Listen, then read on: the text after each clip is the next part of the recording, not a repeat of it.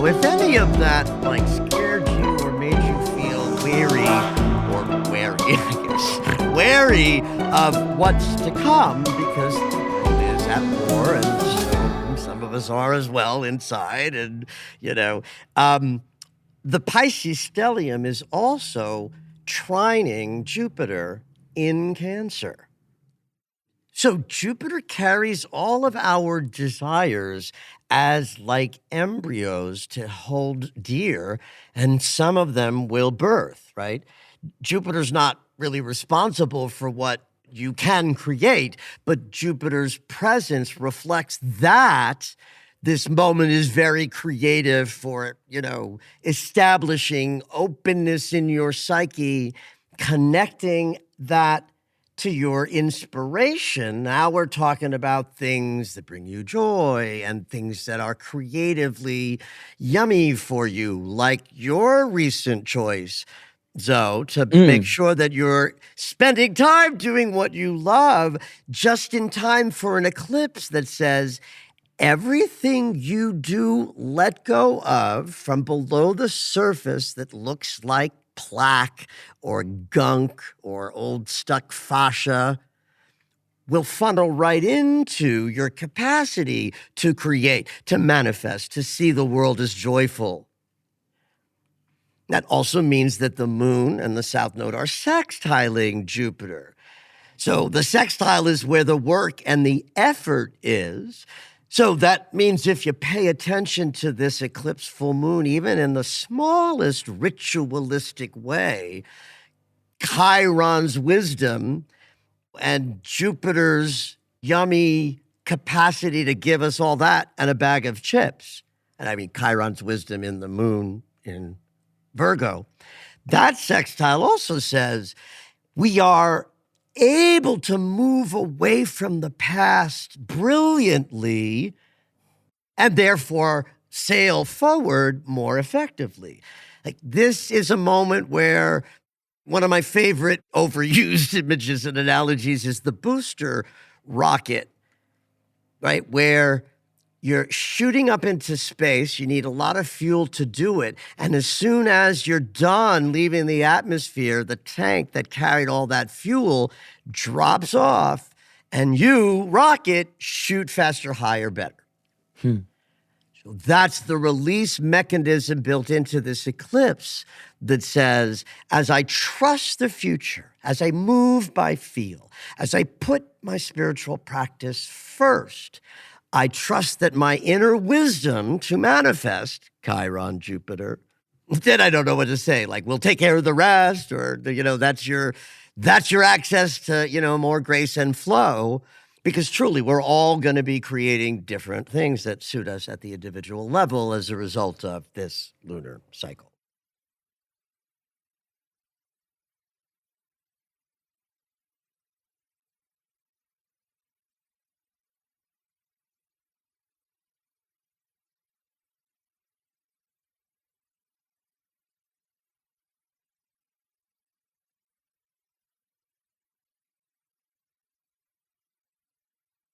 So our awareness of unconscious material can be really amplified during this lunation. This is valuable because, the unconscious is really and actually unconscious. Nobody has said to me in a couple of years, but they have in the past when I say, I think you're unconsciously expressing some like rage and grief in that. And it's like, I'm not. I'm like, yeah, of course you're not aware. I did say unconscious. Hence unconscious. Hence unconscious. But you can learn to interpret the unconscious. Like, this is one of my superpowers, not only for my own experience of growth and self-investigation. This is a superpower in my teaching and my holding space in sessions with people. I have a gift for reading other people's unconscious through the things they say and, body language changes, the kind of things you feel when you're in an intimate relationship, but you're not allowed to say anything because you could be wrong because you're in, partnership. But that kind of sensitivity that I learned from being raised by my mother gave me that ability. And it's not like an ability that only I have. We all have it, but we do need a cleaner instrument, freer of wound and with a higher disciplined mind, so that we don't get captured by the little trigger response that sometimes comes when something that happens, is beyond our conscious awareness and then plops into the room through your mouth. Pluto is also loosely sextiling Neptune and Saturn. So this is like its transformation is happening. You better get on the ride. If this is a roller coaster ride, hopefully you're already on it and just strap in a little because it gets, exciting from here. And remember just one last thing. Mercury, our perceptions and how we're going to take everything that happens unconsciously and put it into our ability to see things differently, is retrograde. So lots of stuff that we might have access to through a full moon that's also ruled by Mercury might be delayed in terms of its aha and integration capacity. I've got Libra, Moon, and Mars. So it's like, okay, moon sensibility might speak more to what'll touch a person, than their sun sign sensibility. And if you want to use both, I would go way more for the sort of sensibility more than the design palette. This makes sense to me. Like your moon, your inner self. Yeah, right. Yeah, your home is your inner self. Yeah. Now, I will never forget this experience I had with a dude that I went over his home. This was also in my 30s, and told him when I was an astrologer. He did that thing of like, oh, yeah? What sign am I? And I said, well, you're either an Aquarius sun or an Aquarius rising or both. And his jaw dropped. And I was like, trust me, kids, I can't do that because it's like, and that would not be a skill I would be coveting. But his poem was done up in neon. And, wow. art pieces that were, it's like, this dude's an Aquarius because his overall aesthetic was very sort of electric mod. Yeah. And so that's the feel it had. And so that's what came out of my mouth. I would certainly look to people's Venus sign for their sense of taste. Mm-hmm. That rising sign could reflect what first impression a person wants to create in their space. Fourth house, both the sign that rules the fourth and any planets in it, and same thing with the sixth and any planets in it. Both would relate to how a person might interact with their immediate environment, where the fourth house is the home sort of hearth itself. Fifth house is the joy you want to have in your home. And sixth house, which is the daily routine house, would also, sort of describe what you vibe with on a daily basis that you wouldn't tire of. Mm-hmm. If you want to explore this, it's easy enough today to look up people's placements.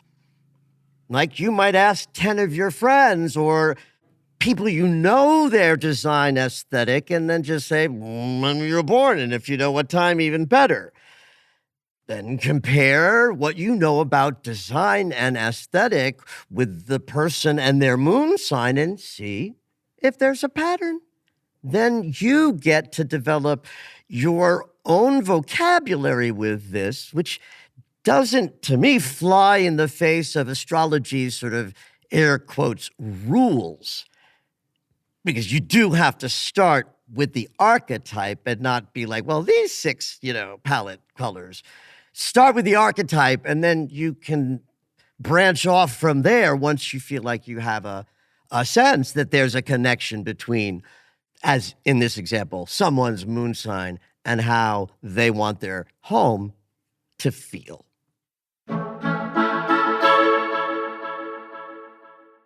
Something really interesting happens this week with the personal planets. And I think it's fascinating that it's the same week of the full moon eclipse of our first eclipse season.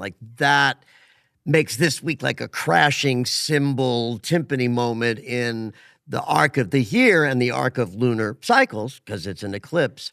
Mm. And part of what has been driving the wild place that all of us have been at a personal level since October kind of comes to a completion this week, like the ambulance we've been riding around in drives straight into the accident of the eclipse. I'm sorry for such a gruesome, brutal analogy. Let's do another one that's a little bit more uplifting.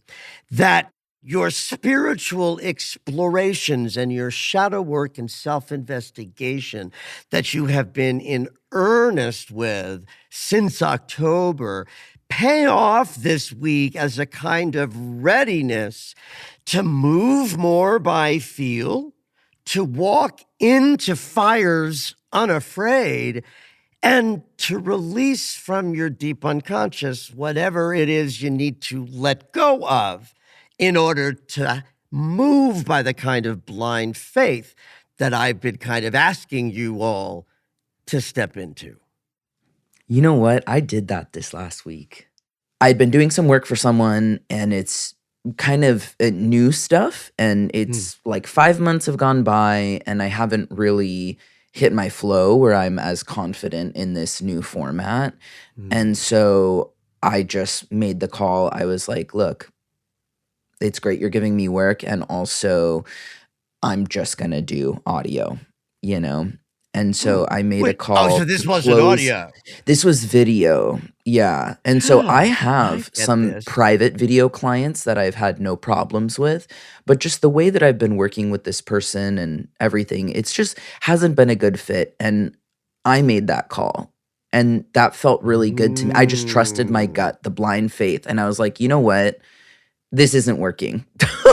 Which is sometimes, and in the past, has often been a difficult choice for someone to make when they're like, uh-oh, but what? What will replace it? What's on the other side of this? And Yeah. this is thematically exactly right for the times, right? Exactly. For me to just blindly, like, trust my gut and that I Yeah. make good decisions and just do it and be like, this will be it.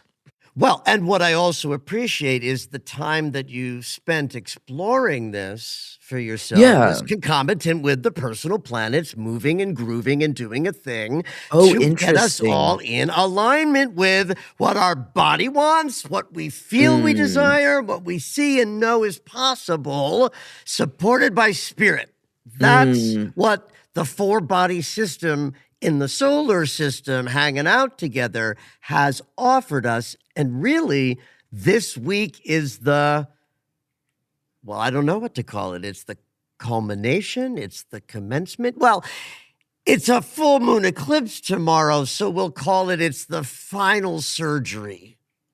Okay. And the last opportunity. I don't mean last in your life. I mean last in this Of this cycle. energetic story of things you've been uncovering for months get to plucked out of your psyche with tomorrow's eclipse. And then what Mars is doing by moving into Pisces today, and Venus doing something on Thursday, moving out of Pisces, that does make today, tomorrow, which is the eclipse, and Wednesday and Thursday, kind of the last Piscean integrated moment where body, emotional body, mental body, and spiritual body, at least by virtue of the sun in the North Node and the full moon activating our spiritual body tomorrow, these few days allow us to ground into our embodied experience exactly what you just showed us as you moved through last week. Kind of, a week early from the moment when it's clear that that's what the solar system is doing. But, astrology doesn't know from last week to this week, right? It's Right. right. It's We're going in the same direction. exactly. And so your personal story matches completely. And so with Mars moving into Pisces, this idea that we're being shown how to move by feel more effectively, this is valuable for us because Mars is the body and choices and decisions. And Mars isn't debilitated in this sign, but he is underwater, right? He's in the big, beautiful, feminine spaces of the unconscious where everything is. So as Mars moves into Pisces today and we wake up tomorrow with that sort of ingress fully in our, embodiment, and we move through the eclipse with Mars having changed signs, the stellium in Pisces, the gathering of everybody, is widespread. Mars at 0, North Node, Destiny, and the Eclipse Maker at 8. Moon and Sun at 12 degrees of Pisces. Mercury backward moving at 20. He's just turned around for this. So I'm kind of segueing into the next segment a little bit early. So let me just sort of finish out by saying Mars spends about 6.5 weeks in every sign, unless he's going to go retrograde. My hope is that Mars in Pisces will soften or at least make less befuddling Mercury in Pisces sort of, retrograde shenanigans. Maybe.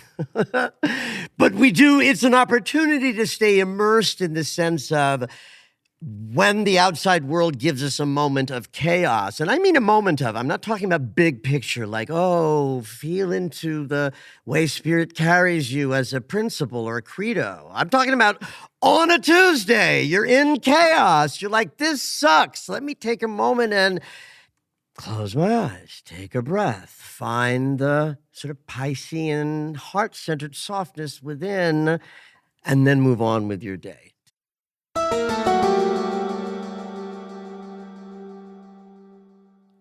So the full moon is exact in the wee hours of Tuesday morning, wee hours Pacific. I think, let's look, it's exact at 3:36 a.m.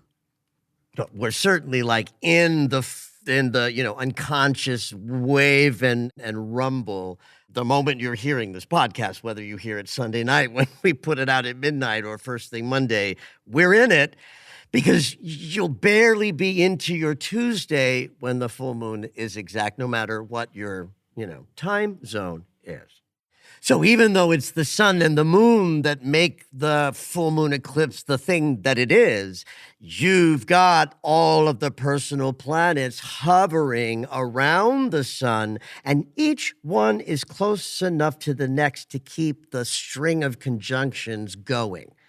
Like a necklace with some beautiful beads that are perfectly spaced so that they look like one lovely, ornament, but separate colors. I don't know where that came from. But anyway, as such, or because of that, the depth to which the psychic release that I've been talking about with this eclipse season really impacts all of us at every level of our beingness, at least at the 4-body system level, right? That's how I speak of embodiment. It's not new to me. I didn't make this up. This is just how people have been talking about this for years, is that we have a physical body, emotional body, a mental body, and a spiritual body, and astrology describes that so elegantly. And just know that that 4-body system is all laying on the surgical table so that the Virgo moon, partially ruled by Chiron, can sort of dig into our deep unconscious, because that's what Pisces represents, and gunk out, scrape out old wounded stuff that the personal planets have literally been helping us uncover since the October new moon in Libra, where Mercury and Mars got together in the shadow work, death, rebirth sign itself, Scorpio.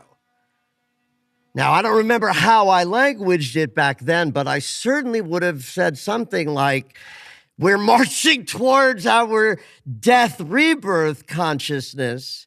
And now that we've been through all of these months, I can absolutely tell the tale that things that began to rumble that needed change or wanted to change or were in fact already changing. When I say change, I mean Scorpio level change. Began the process that ends with this full moon eclipse. And when I talk a little bit about Black Moon Lilith in a few minutes, I think some of y'all's eyes are going to go wide. So let's start with that this is a North Node eclipse season. The sun is what determines whether an eclipse set of, 2 or 3 eclipses is about the future North Node or the past South Node. So because the sun and the North Node are in Pisces together, it's about the future. So our consciousness in that 4-bodied aligned system is like primed for like exactly where we're going or where we want to go. So like I'll put it in absolute terms that I don't mean, but that will help you understand what I do mean. Since late October, all of the preparation that we've been doing on every level has us sitting in the sort of roller coaster shooting out of the cannon ride, clickety-clackety climbing up the hill. And like, this is it. This is the moment that we shoot out of the cannon and create the trajectory for the entire year ahead. So what I don't mean about that is the sort of ridiculous hyperbolic sense that everyone's having exactly the same experience at the same time, but the rhythm of it, the feeling of it, and the sensation that everybody has the opportunity right now to look back over the last bunch of months, see what's in your shadow, room where you store the things you didn't want to look at, but have now started to really look at in depth. Because when this full moon is exact, Black Moon Lilith, the shadow mascot herself, is T-squaring the sun and the moon. A T-square says that our conscious awareness and our unconscious process are expressing something in equal measure, because both geometries are the same. And in this case, it's about finding the truth of what you couldn't know until you went into like the basement below the basement. Black Moon Lilith is about unconscious material that absolutely will bubble up from below the surface. And in the sign of Sagittarius, it's about seeing the truth of things that in the past you were not ready to look at. And if you play your cards right, then part of the process of this lunar cycle eclipse season is that release deep in the Piscean unconscious that Black Moon Lilith knows all about is being let go of at a kind of psychic surgical level.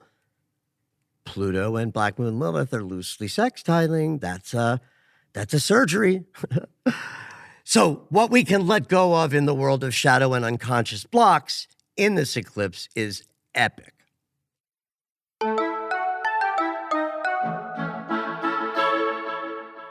Now, if any of that scared you or made you feel wary I guess, wary of what's to come because the world is at war and so some of us are as well inside. And the Pisces stellium is also trining Jupiter in Cancer. So Jupiter carries all of our desires as like embryos to hold dear, and some of them will birth, right?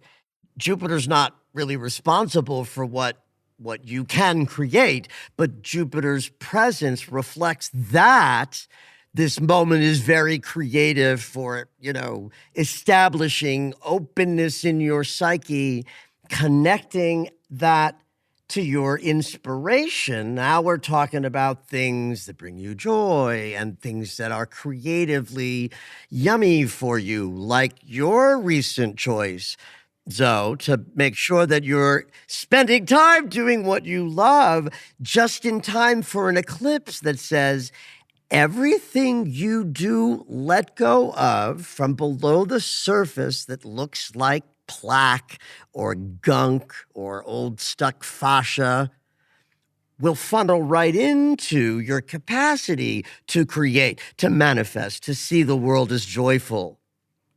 That also means that the moon and the south node are sextiling Jupiter. So the sextile is where the work and the effort is. So that means if you pay attention to this eclipse full moon, even in the smallest ritualistic way, Chiron's wisdom, and Jupiter's yummy capacity to give us all that and a bag of chips. And I mean, Chiron's wisdom in the moon in Virgo. That sextile also says we are able to move away from the past brilliantly and therefore sail forward more effectively. Like, this is a moment where one of my favorite overused images and analogies is the booster rocket, where you're shooting up into space. You need a lot of fuel to do it. And as soon as you're done leaving the atmosphere, the tank that carried all that fuel drops off, and you, rocket, shoot faster, higher, better. So that's the release mechanism built into this eclipse that says, as I trust the future, as I move by feel, as I put my spiritual practice first, I trust that my inner wisdom to manifest, Chiron, Jupiter, then I don't know what to say. Like, we'll take care of the rest, or, that's your access to, more grace and flow. Because truly, we're all going to be creating different things that suit us at the individual level as a result of this lunar cycle.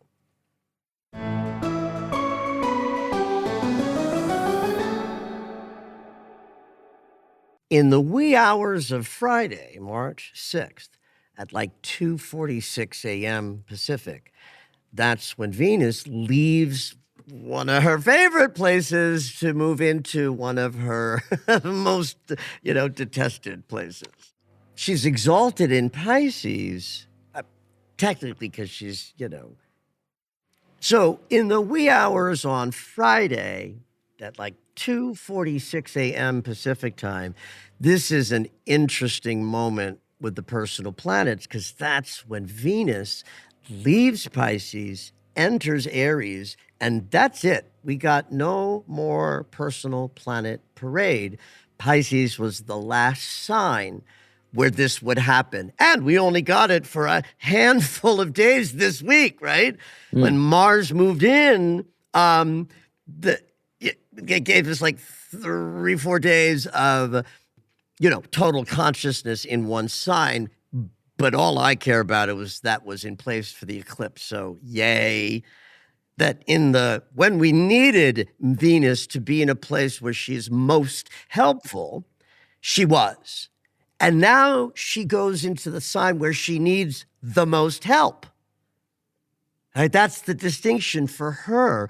When she crosses the birth canal of the zodiac, that last degree of Pisces, that's us in the womb of consciousness, to the 0 degree of Aries, where we light ourselves on fire to burst through the void and shout, I am. That's, Venus is the one that says, wait a minute, I want to go back to the womb. I want to go back to the, fed through the navel. I don't want to have these aching emptiness they call hunger, and, it's too bright here, and it's too dry, and it's too, right? So, I'm feeling a little sort of, paternal. You'd better have done your work, youngsters.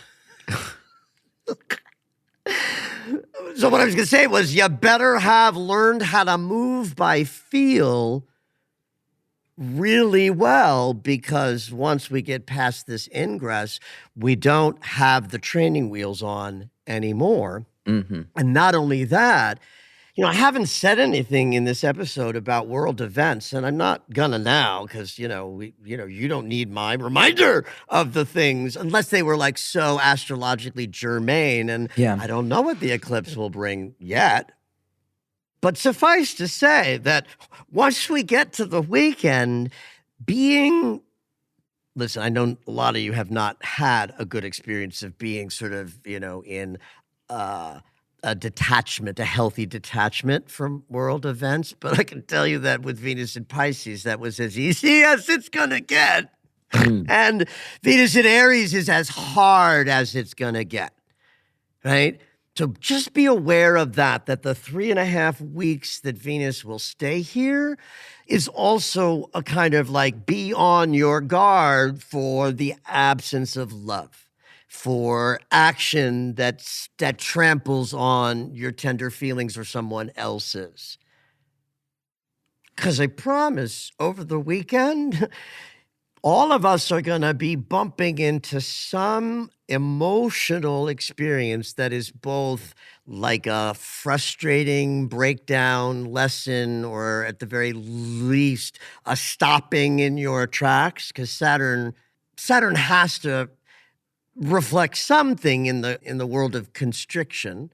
Now, with Venus and Saturn in a conjunction, don't think of that as like, that's going to suck for love and relationships. Everyone's going to break up. Not at all.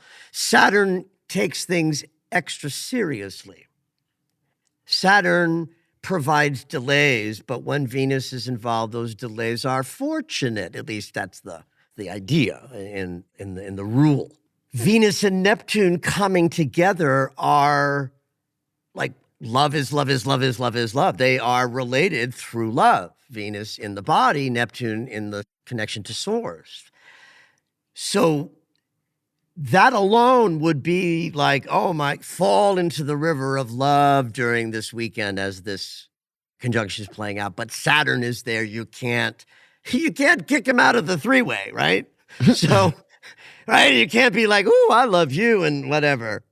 You can watch. Oh, golly. But it's like an invitation to treat the weekend energy with some seriousness. If nothing else, just observe. Observe how your emotional body might have changed in the last few days. It certainly should have, both between, being pushed through an eclipse as well as, Venus's presence in Aries, and let that inform you of, and then you fill in the blank of things that are important for you to know or put into practice because you've learned it. Things about leading with love, practicing forgiveness and compassion, even in moments when you'd rather just rage, because that's what Venus in Aries has to teach us. One of the first things she's going to do entering this sign is have a meeting with the teacher. I love that for us, because even though it might make Sunday in particular a little less fun, the value of it in terms of wisdom and intelligence can't be underestimated. The inferior conjunction is a coming. I'll remind you all of what that is in a second. I'm going to mark this as both Friday and Saturday.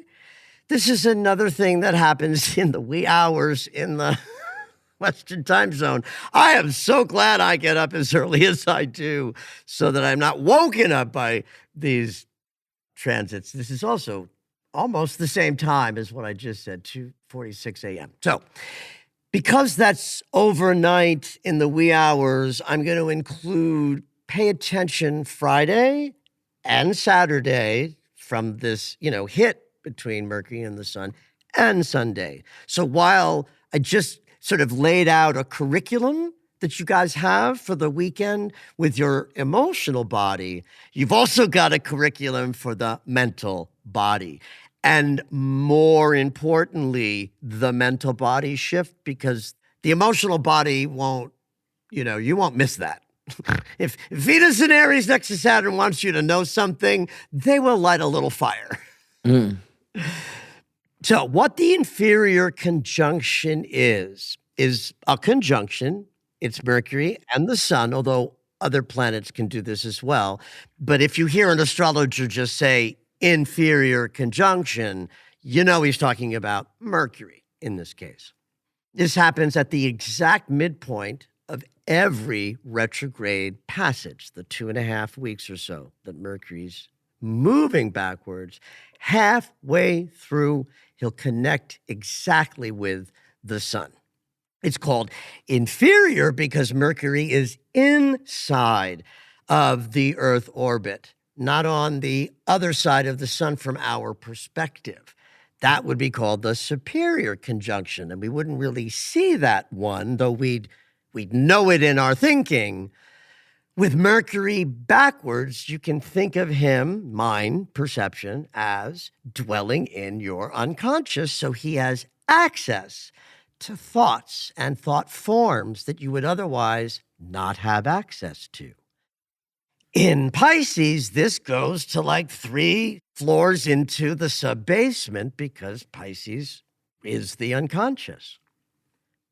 Mercury is a trickster, so we very rarely get his communication directly. And if you know anything about mythology, you know, Hermes and Mercury were more than trickstery. They were little stinkers. And we appreciate that as the mind sometimes tricks us, right? Sometimes to our detriment, and we fall into the hole we knew about but forgot. Trick of the mind.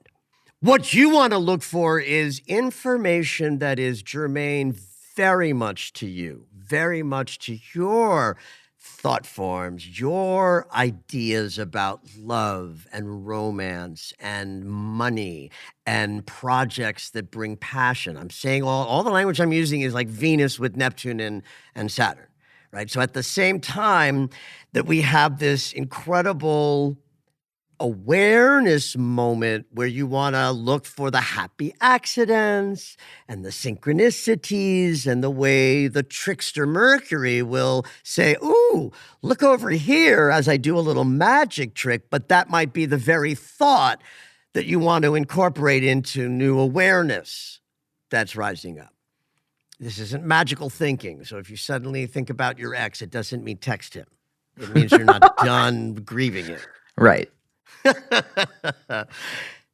But pay attention to things because there is value. I'm going to, again, mark it all 3 days of the weekend, Friday, Saturday, and Sunday, just worthy of making sure that no matter what your weekend plans bring you, that a good part of you is consistently attending to your inner life all day long because we're alive and awake all day long, and we're connected to the universe that invented us, not just for 20 minutes in the morning, so that if you learned how to get knocked off balance at 3:18 and immediately go into like a breath moment with your body for 2 minutes, that's a spiritual practice on crack. Because it says, I value staying connected to the flow over something fiery that might need my attention, Venus in Aries. But don't forget to tap in, reconnect, use your body, use your breath, and learn how to do this all day long, every day, so you can get through the rest of not only this year, but your whole life with more grace, because you're continually knitting back in to the infinite flow of grace that invented us. Have at it. Did you know that Michael has a daily astro alert? If you enjoy hearing the weekly astrology, you might like knowing more about each day. When you subscribe for the daily astro alerts, you'll get an in-depth explanation of the day's astrology sent right to your email. Subscriptions are only $10 a month, or you can purchase the yearly subscription at the reduced price of $100. To subscribe, head over to michaellennox.com.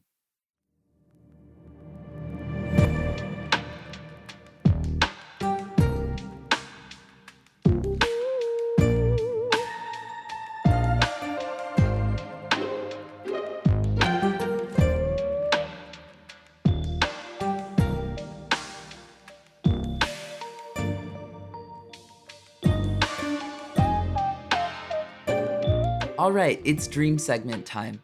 Every week, Dr. Michael will interpret dreams that are sent in via email or take a live caller. If you would like your dream interpreted on the podcast, you can go ahead and email us at dreams@michaellennox.com. Hopefully your dream will make it onto the show.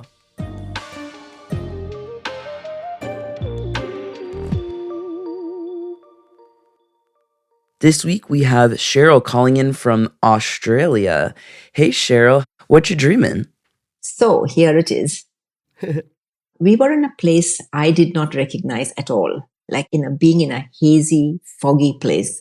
And we were driving. My husband and my brother-in-law were in the front seat, but they were not driving. I was in the back seat and I was, yes. And in the back seat doing the driving without a steering wheel in my hand because I know I was peering this way, that way to try to get through it. And because it was so hazy and foggy and it's a place I did not recognize at all in my dream. I did not recognize. I said, where am I? Where am I? Anyway, then we have come to an intersection, a huge intersection.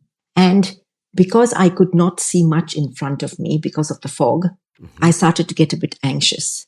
Then to add to that, there was like a sheet of rain, and it is exactly like it would be. A sheet of rain came right down in front of me. Like a flat sort of... yes. Yeah, got it. Flat and wide. And so that was making it even more difficult to see.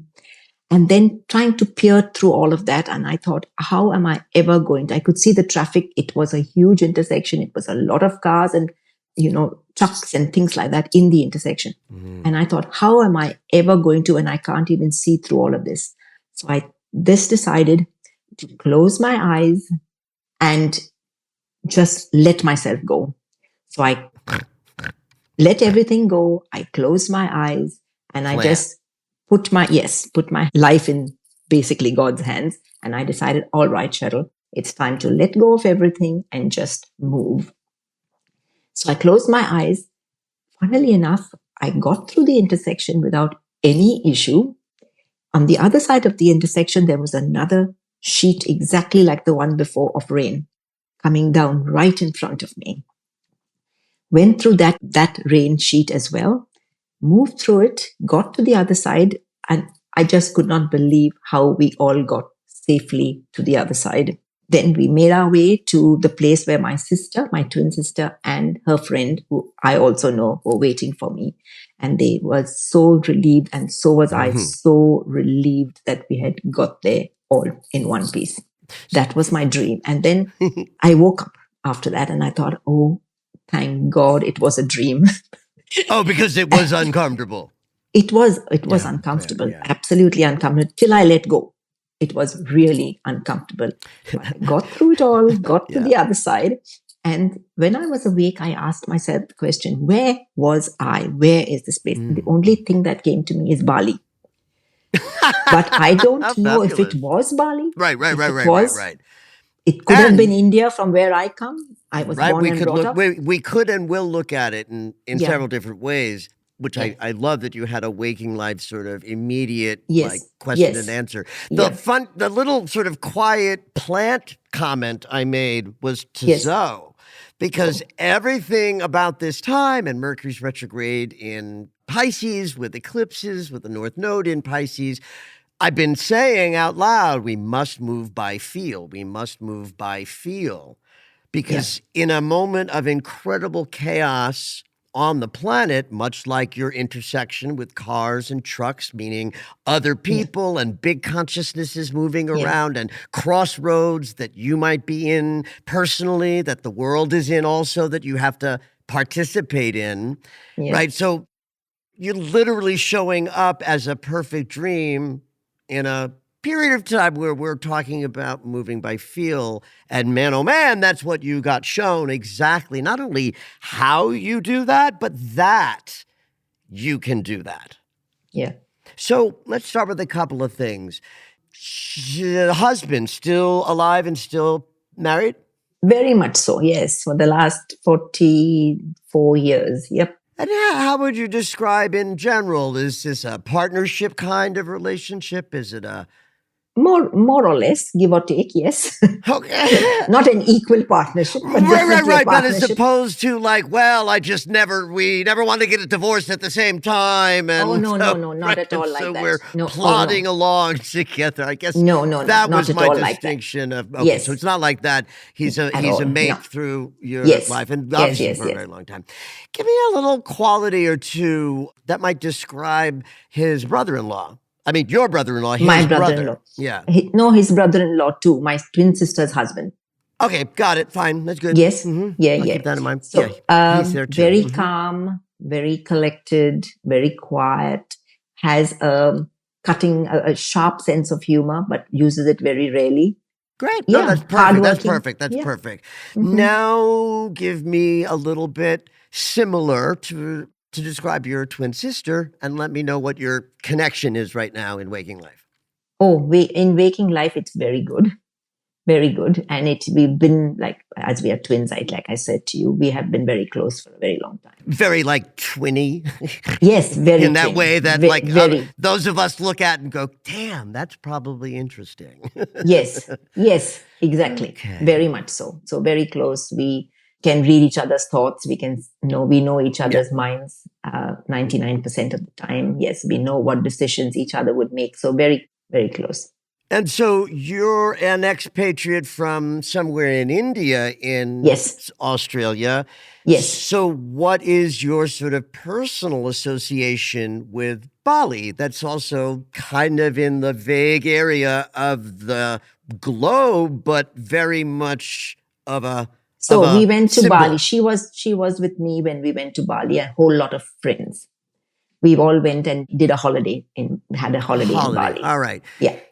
In a kind of like a constellated way, meaning the whole entire experience of the community that you went to Bali with, what you did there, and how you came back from that trip. Give me like a poetic word or two that describes like the gift of Bali. Very relaxing in lots of ways, but very overstimulating in a lot of other. When I came back, I said, I never want to go there again. So it was very much like Bombay, from where I was born and grew up.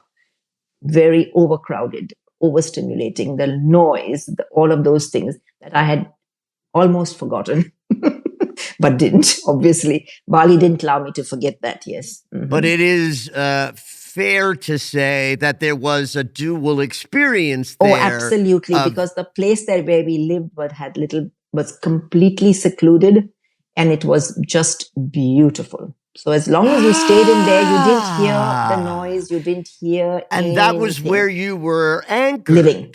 Correct. That's where we lived. Oh, yeah. Right. I have every little piece of information I need to personalize this for you specifically because, honey, the reason I cracked up when I first started hearing your dream is I had this dream.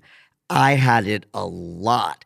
In my 30s mostly, and I hated this dream because you are in charge of the forward movement, just as if you were driving in the front seat. It's the same consciousness. I am driving. Yes? Yes. Yep. Absolutely. So the back seat gives you, one sort of unit of distance from your own capacity to choose your pace. Let's talk about gas. You can't really go faster or take your foot off the gas pedal. So you have no control over pace. No control. And that's how I felt a bit. Right. And no control over safety with regard to what the brake, would offer you. Yes, correct. And though you are in charge of where it's going, you said specifically that there was no steering wheel. Literally. No, there wasn't. No steering wheel in my hand at all. All right.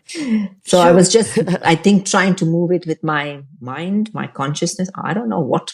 Well, I love the idea that your mate and your sister's mate were both in the driver's section. I mean, the front section. Yes, front section. So on some level, this dream has to be reflecting freedom that you feel that you have or that you lack that does relate a little bit to how you relate to your husband and how your twin might relate to her husband that goes back into generational consciousness of subordination. Yep. Like that's even in your association with Bali, because you said it overstimulated you, just like Bombay, from where you come. Yeah. That tells me from where you come is present in this dream. You told us so. Yep. But so is the profound centeredness of the option in Bali where you got shown. Well, I think why Bali is the specific place that comes up is like you knew how to center yourself in peace, in flow, as represented by where you stayed. Yeah. I'm going to say then it allowed, and this is in big air quotes allowed because you didn't enjoy it. It allowed you to tether out into the chaos while staying centered and calm. But we also have to understand that when you went, your consciousness wasn't able to bring that back. You were like, in fact, I don't want to go there again. Absolutely. How long ago was Bali, the trip? 10 years, if I have to guess. Okay, got it. Perfect. I'm glad that it 10 was. years. Yeah, I'm glad that it was further away than closer, because now it tells us that you're in a new place in your development, aware that there's ways that you're moving through that is unclear and perhaps even like emotional in a weird, the sheets of rain are an illusion. Yeah. Looks like a storm, but is it? No. Don't know. No. It's a moment you pass through. Yeah. Right. Yeah. So that says there's an emotional resistance to something that's not to be resisted, not dangerous. Yeah. So I love the intersection. Yeah. Because that's almost like a literal, you're at some kind of a crossroads. Crossroad, yeah.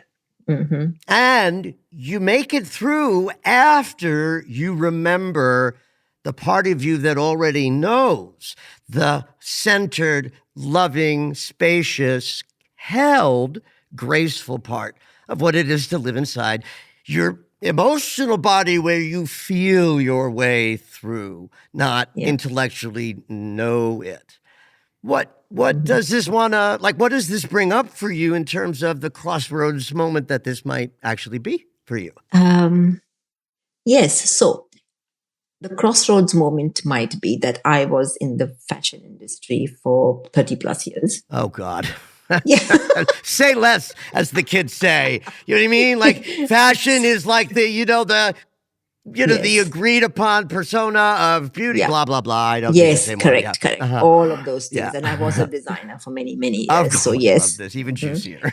Yes, correct, exactly. So did a lot of traveling. But come COVID, I decided to go back because when I was at university, I did study psychology, but didn't pursue it because then I took a job with an airline, started to fly, saw the world, I thought I would go back to studies, but I got married, had children, came to Australia. Things changed a lot. So anyway, decided come COVID, I'm going to study and go back. So that's what I'm doing. So I'm a counselor now. But yes, exactly. But been on the spiritual path for 30 plus years. So I've been practicing meditation, yoga, Tai Chi. I'm a Reiki master. I do all of those things. Okay. So that part. So this counseling is just probably an add-on. Well, deepening your counseling with the, wisdom of the mystery is not only richer, it's also very of the times, right? We need people who are seeking to heal and shift, to be bringing in the consciousness of the invisible and where so much assistance is. Yeah. So maybe that's the crossroads I am at. Well, let me leave you with this. Yeah. Rather than certainly me saying what the crossword is at, because the minute anybody hears me doing that, run and shut my mouth, because that's just not what I do. Yeah. But I do want to make sure that you recognize that you are in fact at a very definitive crossroad with regard to your inner life that is also reflected by us being in a kind of eclipse season, crazy time of personal change in order to meet the demands of those of us in service to do it at a higher level. Here's yours. Yeah. And I say your prayer morning, noon, and night about being of service and offering myself to that job. And so I think I'm at that crossroads. Where kind of do I go from here? But I think life will unfold the way it's meant to. Absolutely, because Mhm. the dream also says you don't need to control it, Yeah. you don't need to drive it, you don't need to be in charge at all. You just have to return to the heart, as you so well know Yeah. how to do. Thank you for this dream. Yay, yay. Thank you, yay. Michael. Thank you so very much. Enzo, thank you. Thank you for listening to Conscious Embodiment, Astrology and Dreams with Dr. Michael Lennox. You can find us on Apple Music, the iHeartRadio app, and anywhere you find your favorite shows. Head on over to michaellennox.com for information on astrology readings, the daily Astro Alert subscription, upcoming classes, and to join the mailing list.